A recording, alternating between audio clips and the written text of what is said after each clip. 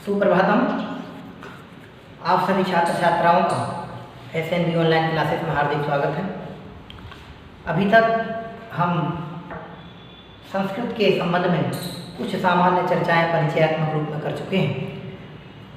आशा करता हूं आप सभी उसको देखते हुए अपने अध्ययन को सुचारुता गति प्रदान कर रहे होंगे और अध्ययन से जुड़ने की कोशिश कर रहे होंगे। आप सभी इन सभी वीडियोज़ के माध्यम से अपनी पढ़ाई को एक नया क्रम प्रदान करें और अध्ययन को बनाए रखें, जिससे आपको नवीन सफलता प्राप्त होगी। आइए, आज मैं पुनः आप सभी के बीच में उपस्थित हूँ एक नए टॉपिक के साथ। मैं बारंबार आप सभी के बीच में यह कह रहा हूँ कि ये सामान्य जानकारियाँ आपको हमेशा हमेशा के लिए काम आएगी, इसलिए आप सभी इनको व्यवस्थित सुनते हुए नोट्स तैयार करें। हमें आपके सिलेबस तक पहुँचना है, इसलिए हम इनको शॉर्ट में और संक्षेप में आपके बीच में बता रहे हैं, लेकिन इतनी जानकारियां मैं पूरी देने की कोशिश कर रहा हूं कि जो आप सभी के लिए अत्यंत आवश्यक हैं अभी भी और आने वाले समय में। इसलिए छात्रों, इनको आप सभी व्यवस्थित रूप से नोट्स तैयार करते जाएं और जुड़े रहें हमसे। आइए, आज मैं आप सभी के बीच में संस्कृत व्याकरण का सामान्य परिचय प्रदान करने का प्रयत्न कर रहा हूँ। आप सभी उसको देखें। बोर्ड पर मैंने संस्कृत भाषा के सामान्य परिचय के रूप में कल कुछ बातें आप सभी के लिए बोर्ड पर लिखकर भी बताई थी और सुनाई भी थी।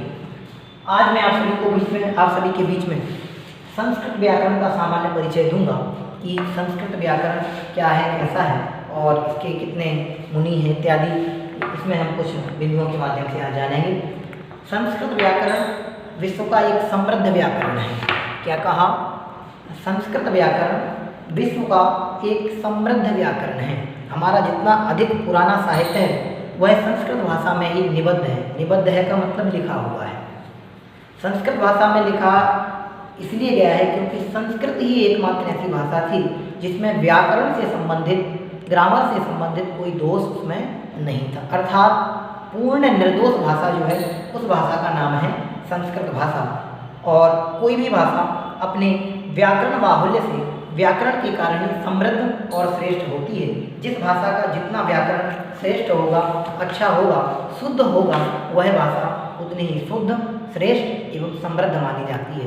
तो विश्व की एकमात्र संस्कृत भाषा ही ऐसी है जिसका व्याकरण शुद्ध, श्रेष्ठ है, इसलिए यह भाषा भी शुद्ध, श्रेष्ठ और समृद्ध है।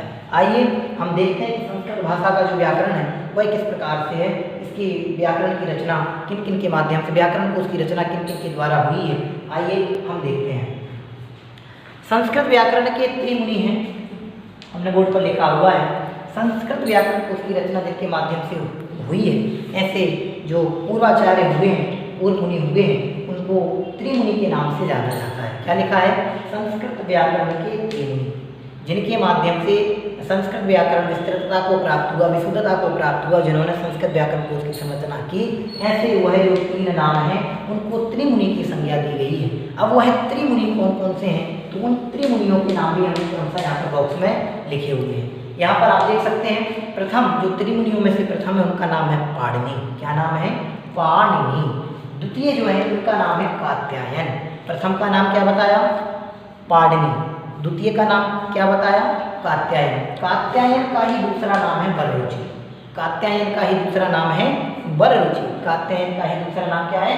वररुचि। इसी प्रकार से जो तृतीय नंबर पर है उनका नाम है पतंजलि। ये तीन मुनि हैं जिनको व्याकरण के त्रिमुनि कहा जाता है संस्कृत भाषा में। कौन कौन से त्रिमुनियों में किन किन को शामिल किया है? सर्वप्रथम पाणिनि जी, कात्यायन जी और पतंजलि। पतंजलि बाबा रामदेव नहीं, पतंजलि एक पूर्वाचार्य संस्कृत व्याकरण करता हुए हैं, उनका नाम यहाँ पर है। तो यहाँ पर पहला नाम क्या लिया? पाणिनि। दूसरा नाम क्या लिया? कात्यायन। तीसरा नाम क्या लिखा? पतंजलि। कात्यायन का ही दूसरा नाम क्या बताया? वररुचि।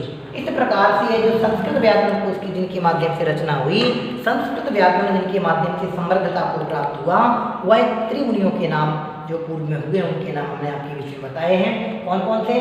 पाणिनि, कात्यायन एवं वररुचि। अब हम इनका संक्षेप में परिचय और इनके माध्यम से जिस व्याकरण को उसकी रचना हुई है, इन्होंने संस्कृत व्याकरण को उसकी जो रचना की है उसका नाम एवं उसका परिचय संक्षेप में, बहुत संक्षेप में यहाँ पर जानेंगे। जैसे पाणिनि जी और पाणिनि जी की कृति का नाम, ऐसे ही कात्यायन बलोची जी और उनकी कृति का नाम, पतंजलि जी और पतंजलि जी की कृति का नाम। कृति मतलब व्याकरण, उस इन्होंने जो ग्रंथ लिखा है संस्कृत व्याकरण उसकी परिचर्चा भी हम यहाँ पर साथ में करेंगे। तो हम एक साथ दोनों की चर्चा करेंगे। जैसे सबसे पहले पाणिनि जी को हम लेंगे तो सबसे पहले हम पाणिनि जी का परिचय भी जो उपलब्ध है वह जानेंगे और इनके द्वारा लिखित जो कृति है उस कृति का परिचय भी यहाँ पर संक्षेप में जानने का प्रयत्न करेंगे। तो आइए हम सबसे पहले प्रथम व्याकरणकर्ता के नाम से जो जाने जाते हैं त्रिमुनियों में प्रथम है ऐसे पाणिनि जी, इनका जीवन परिचय यहाँ पर संक्षेप में जानेंगे। आज से करीब पाणिनि जी का जो जीवन परिचय है, आज से करीब 500 ईसा पूर्व पाणिनि जी का जन्म हुआ था। कब, किसका जन्म हुआ था? आज से करीब 500 ईसा पूर्व पाणिनि जी का जन्म हुआ था। पाणिनि जी कौन है? प्रथम व्याकरणकर्ता, त्रिमुनियों में से जो प्रथम है ऐसे पाणिनि जी आज से कब हुए? 500 ईसा पूर्व हुए। और इनका जन्म कब कहाँ हुआ? ग्राम सलातुर। कहाँ पर जन्म हुआ? आज से करीब 500 ईसा पूर्व ग्राम सलातुर में इनका जन्म हुआ। इनकी जो इनका जो शिक्षण हुआ वह तक्षशिला विद्यालय में हुआ और इनकी माता का नाम दाक्षी एवं पिता का नाम पड़िन था। यह तो इनका व्यक्तिगत परिचय है। पाणिनि जी का जो स्वयं के जीवन से संबंधित परिचय है, जितनी जानकारियाँ उपलब्ध होती हैं वह यहाँ पर बताई हैं। क्या बताया कि पाणिनि जी का समय 500 ईसा पूर्व है। इनकी अध्ययन तक्षशिला में हुआ। इनका जन्म ग्राम सलातुर है। माता का नाम दीक्षा दाक्षी एवं पिता का नाम पड़िन है। इस प्रकार से यह पाणिनि जी का संक्षेप में जीवन परिचय यहाँ पर मैंने आपको बताया। फिर से ध्यान रखें, हम त्रिमुनियों के जीवन परिचय के साथ साथ उनकी कृतियों का जीवन परिचय यहाँ पर पढ़ेंगे। तो हमने अभी पाणिनि जी का जीवन परिचय यहाँ पर संक्षेप में जाना। 5 बिंदुओं के माध्यम से उनका समय, उनका ग्राम, उनका शिक्षण, उनके पिता, उनकी माता का नाम, इन 5 बिंदुओं के माध्यम से हमने पाणिनि जी का व्यक्तिगत परिचय जाना। अब इनके द्वारा जो रचित व्याकरण कोश है उसका नाम है अष्टाध्यायी। क्या नाम बताया? अष्टाध्यायी। मैंने बोर्ड पर लिखा हुआ भी, आप लोग देख सकते हैं। इसी तरह से आप लोग भी नोट्स बनाएं। एक ही पेज में सारा पूरा का पूरा मैटर आपके पास हमेशा के लिए लिखा हुआ होना चाहिए। शॉर्ट में सारी जानकारी मैंने आपके बीच में दी है। पाणिनि जी के द्वारा जो लिखा गया प्रथम व्याकरण कोश ग्रंथ है संस्कृत भाषा का, उसका नाम है अष्टाध्यायी। क्या नाम है? अष्टाध्यायी। किसका? संस्कृत भाषा के प्रथम व्याकरण कोश ग्रंथ का। क्या नाम है? अष्टाध्यायी। इस अष्टाध्यायी का ही दूसरा नाम है शब्दानुशासन। क्या नाम बताया? शब्दानुशासन। किसका? अष्टाध्यायी का जो अपर नाम है, अपर नाम मतलब दूसरा नाम है, उसका नाम है शब्दानुशासनम। ओके। इसके बाद इस अष्टाध्यायी में 8 अध्याय हैं। पाणिनि जी की कृति का नाम, व्याकरण कोश ग्रंथ का नाम क्या है? अष्टाध्यायी। अष्टाध्यायी का ही दूसरा नाम क्या है? शब्दानुशासन। और इस अष्टाध्यायी में क्या क्या है वह इसका डिटेल में थोड़ा सा कुछ बिंदुओं के माध्यम से वर्णन जान रहे हैं। अष्ट अध्यायी, तो हमें इससे ख्याल हो रहा है कि अष्ट मतलब 8 अध्याय मतलब वाला, 8 अध्यायों वाला जो है उसका नाम है अष्टाध्यायी। तो यहाँ पर क्या लिखा है? अष्टाध्यायी। 8 अध्याय हैं इसमें। ओके। अष्टाध्यायी में 8 अध्याय हैं और प्रत्येक अध्याय में सबसे पहले क्या बताया? अष्टाध्यायी में 8 अध्याय हैं और प्रत्येक अध्याय में 4-4 पाद हैं। पाद मतलब चरण, 4-4 चरण है। चरण मतलब ऐसा हम समझ सकते हैं जैसे 1 घंटा, 1 घंटे में 60 मिनट, 60 मिनट में फिर सेकेंड, नैनो सेकेंड ऐसा निकालते हैं ना, ऐसे ही इसमें समझ लो कि अष्टाध्यायी एक मूल ग्रंथ हो गया बड़ा। इसमें भी एक ऐसे अष्टाध्यायी कैसे बना कि 8 अध्यायों को मिलाकर के एक ग्रंथ बना, उसका नाम क्या पड़ गया?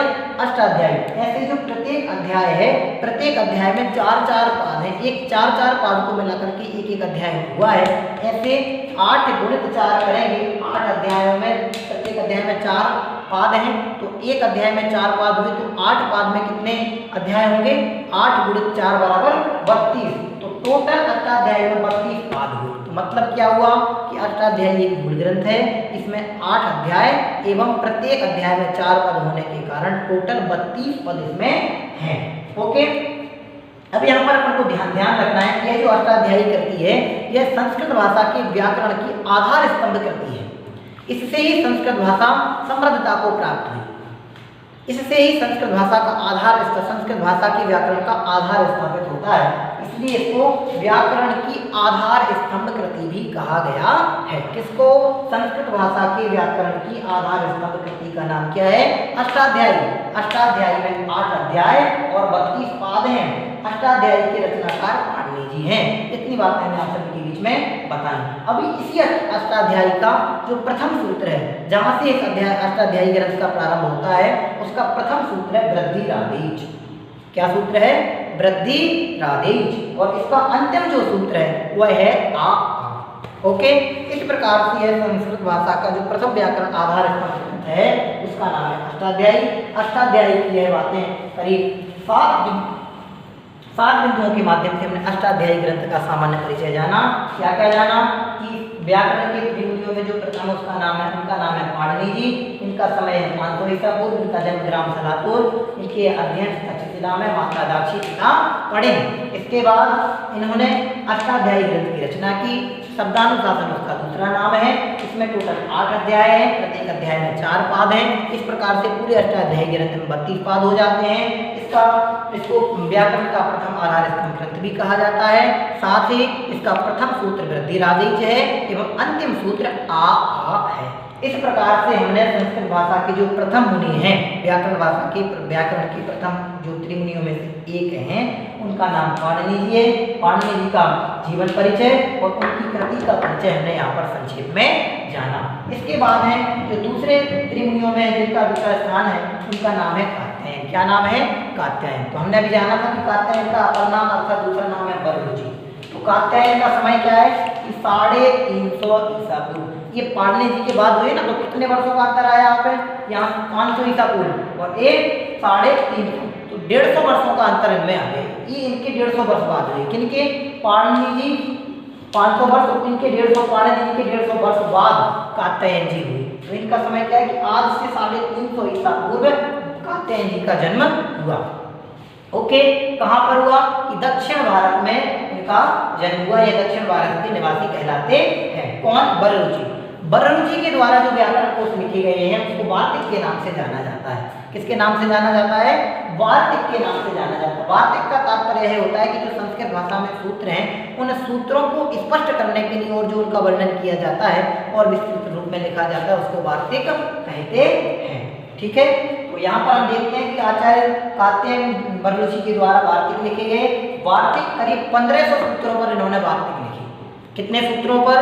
आचार्य कात्यायन बररुचि के द्वारा करीब संस्कृत भाषा के 1500 सूत्रों पर वार्तिक लिखे गए हैं, जिनको लिखे गए और इन्होंने करीब 4000 से लेकर 5000 तक 1400 यहाँ पर 1500 सूत्रों पर 4000 से 5000 वार्तिकों की रचना इन्होंने की।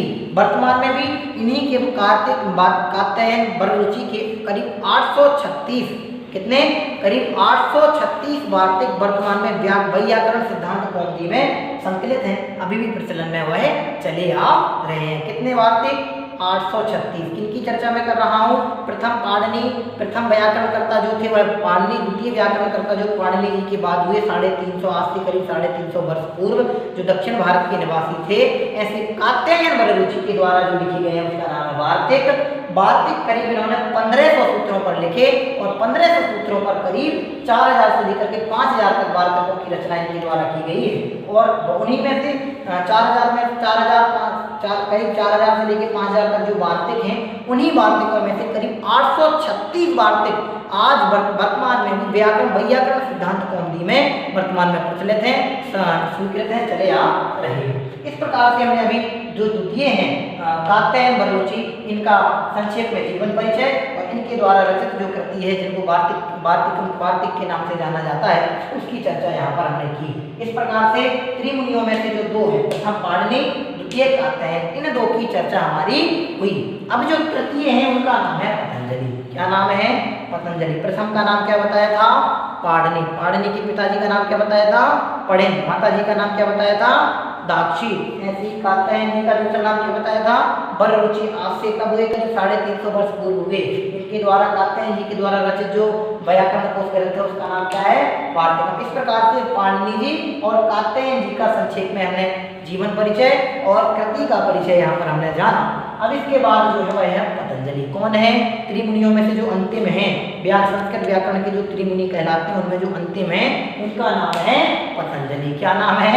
पतंजलि।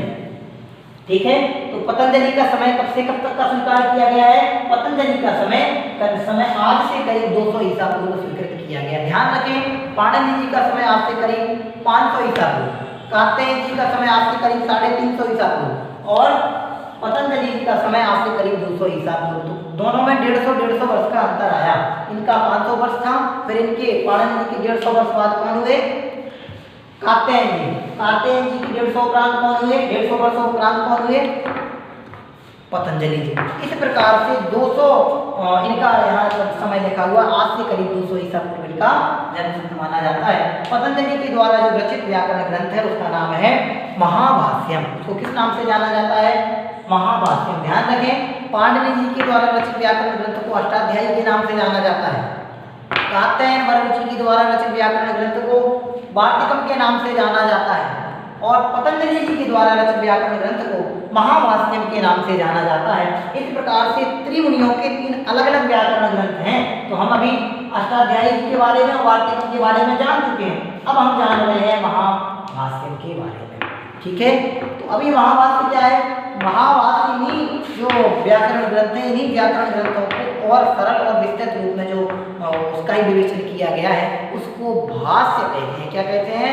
भाष्य कहते हैं।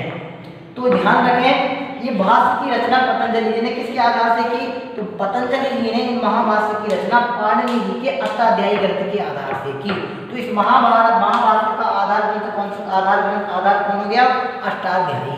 तो ध्यान रखना यहाँ पर कि महाभाष्य में करीब 84-85 आहनिक हैं। महाभाष्य का हम वर्णन संक्षिप्त में जान रहे हैं। यह जो महाभाष्य नाम का व्याकरण ग्रंथ है इसमें करीब 84-85 आहनिक हैं। आहनिक का मतलब क्या होता है? आहनिकम का मतलब होता है कि एक दिन में जो कार्य पूर्ण किया जाता है या होता है उसको आहनिक कहते हैं। क्या कहा? महाभाष्य में करीब 84 से 85 आहनिक हैं। बराबर।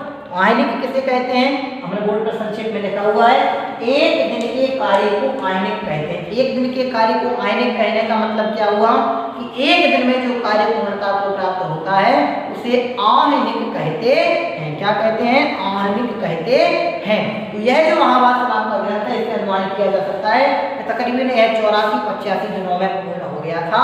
इसलिए इसमें जो 84-85 आहनिक हैं इसको एक दिन में पूर्ण होने की अपेक्षा अगर हम ग्रहण करें तो इस महाभाष्य की रचना करीब 84-85 दिनों में पतंजलि जी के द्वारा हुई थी। इस प्रकार से हमने अभी यह जाना कि संस्कृत भाषा का जो व्याकरण ग्रंथ है, व्याकरण साहित्य हो वह अत्यंत विशुद्ध है, सरल है और परिष्कृत है, उत्कृष्ट है। इसलिए संस्कृत भाषा भी विशुद्ध एवं परिष्कृत भाषा मानी जाती है। पूर्ण निर्दोष भाषा के रूप में संस्कृत भाषा को स्वीकार किया गया है साहित्य में। इसलिए आज हमने संक्षेप में संस्कृत भाषा के व्याकरणकर्ताओं के नाम यहाँ पर जाने। जो मूल व्याकरणकर्ता हैं जैसे पाणिनि, कात्यायन और पतंजलि जी, ये 3 नाम और इनकी कृतियों के नाम और इनका संक्षेप में जीवन परिचय हमने यहाँ पर जाना। अभी हम आप सभी से इतनी गुजारिश करते हैं कि आप सभी इनको व्यवस्थित सुने, नोट्स बनाएं और अपनी कॉपी में लिखें। और इसके उपरांत भी आपको कोई शंका रहती है, डाउट्स रहते हैं तो आप उनको नोट करते जाएँ। आगामी समय जब हम आपसे मिलेंगे बाय फेस उस समय हम आपकी शंकाओं का समाधान अवश्य करेंगे। तब तक के लिए आप लोग पढ़ाई करते रहें, जुटे रहें, मेहनत करते रहें। धन्यवाद। जय हिंद, जय भारत।